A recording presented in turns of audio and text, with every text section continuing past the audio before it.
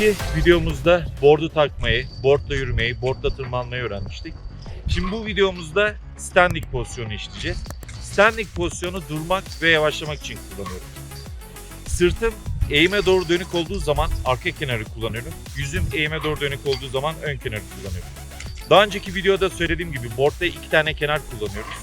Parmak uçlarımın tarafında olan kenara ön kenar diyorum. Topuklarımın tarafında olan kenara arka kenar diyorum.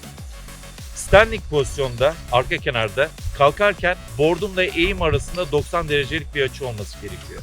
Kalktığım zaman board'um sağa sola kaymasın diye. Benim güçlü elim sağ elim.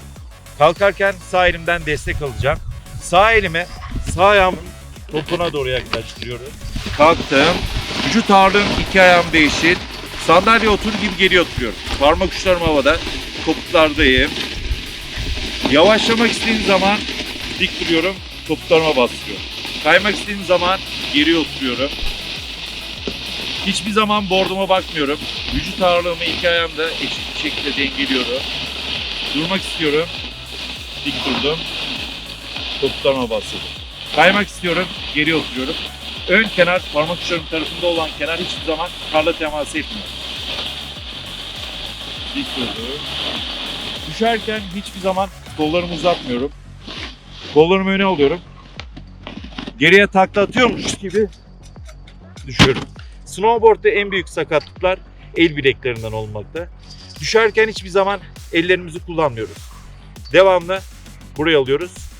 Geriye takla atıyormuş gibi geriye doğru düşerken kafamı da içeri alıyorum. Boynumun boş kalmaması lazım. Şimdi ön kenarda standing pozisyonu yapacağız. Yüzüm eğime doğru dönük olduğu zaman ön kenarı kullanıyorum. Ön kenarda kalkarken iki kolumdan kuvvet alıyorum. Kalktım. Vücut ağırlığım iki ayağım değişir. Dizlerim bükülü, sırtım dik. Kalçamı hiçbir zaman geriye doğru çıkartmıyorum. Kollarım önde dengeyi sağlayabilmek için. Yavaşlamak istediğim zaman dizlerimi büküp parmak uçlarıma bastırıyorum. Kaymak istediğim zaman biraz daha dik duruyorum. Yavaşlamak istiyorum. Dizlerimi büküp parmak uçlarına bastırıyorum. Hiçbir zaman board'uma bakmıyorum.